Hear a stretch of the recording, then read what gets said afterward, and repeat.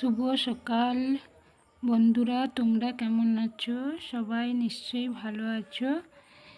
পূর্ব মেদিনীপুর জেলার ছোট্ট একটা গ্রাম থেকে আমি দেবশ্রী আবারও তোমাদের সামনে চলে এলাম নতুন একটা ব্লগ ভিডিও নিয়ে। আর আমার দুজন অসুস্থ ছেলে সঙ্গে সংসারের কাজকর্ম নিয়ে। তো এখন বাজে সকাল 8টা। আর আজকে বৃহস্পতিবার, আজকের কোনো সকালে বাসি কাজকর্ম দেখানো হয়নি। তো আমি ছেলেকে ঘুম থেকে উঠিয়ে দাঁত টান মাজিয়ে খাইয়ে দিয়েছি, তারপরও খেলা করছিল। তারপর আমি এসে ভাবলাম একটু ছেলেটাকে হাঁটিয়ে নেই, মানে বাইরে ভীষণ রোদ, হাঁটানো যায় না, তাই বাড়ির বারান্দাতে একটু হাঁটিয়ে নিচ্ছি সকালে। আর আজকে সকালে বড় ছেলেকে পরোটা আর ঘুগনি দিয়েছি। এটা বাজার থেকে এনেছে, বাড়িতে নয়। আমরা সবাই ওই ঘুগনি আর পরোটাই খাবো।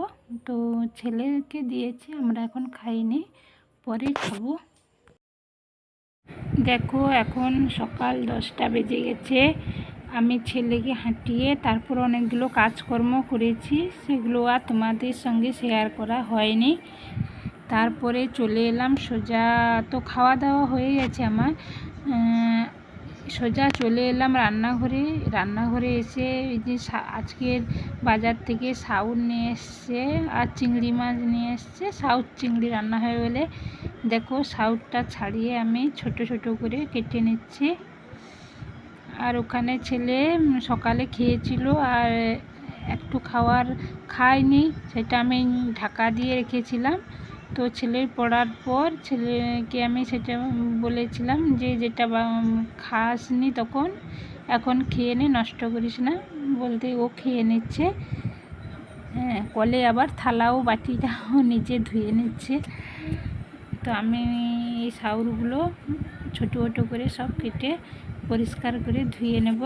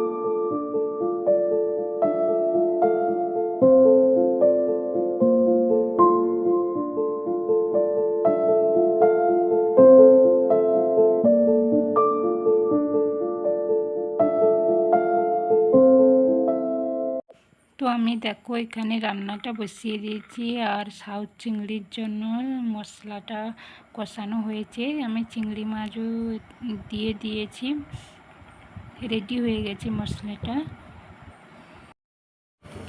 দেখো আমার এখানে সাউথ চিংড়িটা রেডি হয়ে গেছে। এবার আমি এটা নামিয়ে নেব। এখন দুপুর 1টা বেজে গেছে আর আমার রান্না বান্না কমপ্লিট হয়ে গেছে। তারপর বাড়ির ভিতরে চলে এলাম রান্নাঘর থেকে।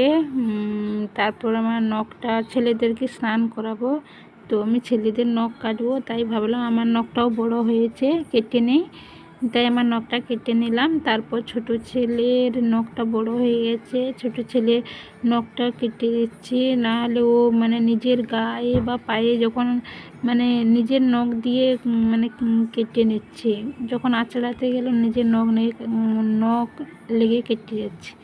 তাই আমি ওর নখটা কেটে দেবো। তারপর আবার বড় ছেলেরও নখ বড় বড় হয়ে গেছে, ওর নখটাও কাটবো। বড় ছেলের পায়ের নখগুলো মানে কাটতে খুব অসুবিধা হয়, ও কী জানি ব্যথা অনুভব হয় না কি জানি না, মানে ওর পায়ের আঙুলগুলো মানে ফাঁকা নয়, মানে ফাঁকা ছিল, পরপর আস্তে আস্তে সেই আঙুলগুলো মানে জ্বলে গেছে আর কি, মানে আঙুলের উপরে আঙুলের, তাই হয়তো তার কষ্ট হয়, মানে পায়ের নখগুলো কাটতে দেয় না। আমি তো জোর করে মানে অনেক বুঝিয়ে বাজিয়ে তবে আমি কাটি। তো পায়ের নখগুলোও কাটবো। তো বারান্দাতে বসে বড় ছেলে খেলা করছিল, এক্ষুনি আমি ডাকলাম যে তোর নখ কাটবো আয়, বলতে আমার পাশে এসে এই যে বসছে। তো আমি ছোট ছেলেটা কাটা কমপ্লিট করে দিই, তারপর ওকে কাটবো। ওকে বলছি তুই এখানে মানে আমার সামনে আয়, ঘুরে আয় আমার পেছন থেকে, তাহলে আমার কাটতে সুবিধা হবে। খাট থেকে এই জন্য নামছে।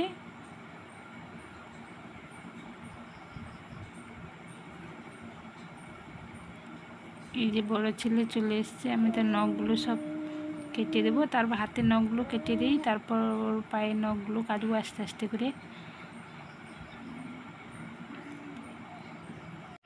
প্রথম নখটাই আমার অনেকটা কাটা হয়ে গেছে, একটু রক্ত বেরিয়ে গেছে, ছেলে যে চিৎকার করছে। তো নখটা একটু কাটার জন্য রক্ত বেরিয়ে গেছে, মানে বেশি একটু কাটা হয়ে গেছে। নখ কাটা যন্ত্র দিয়ে কাটছি, মানে অনেকটা ধরা হয়ে গেছে। ছেলে চিৎকার করছে, কিছুতে নখ কাটতে আর দেবো না, কাঁদছে। আমি ধরে রাখছি ওর হাতটা, আমি বলছি ডেটল লাগিয়ে দেবো তোকে।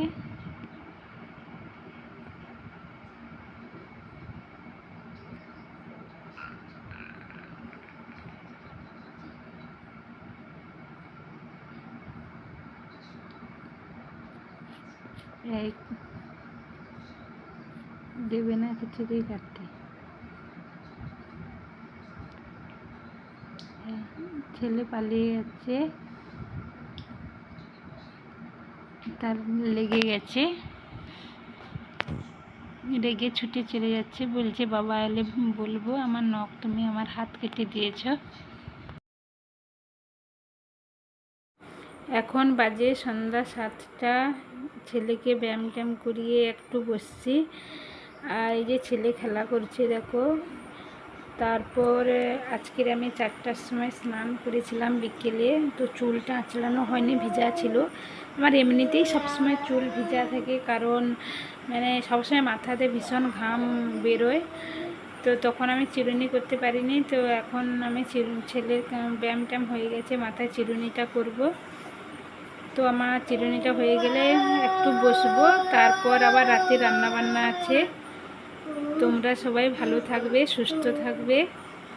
এখানেই ভিডিওটা আমি রাখলাম।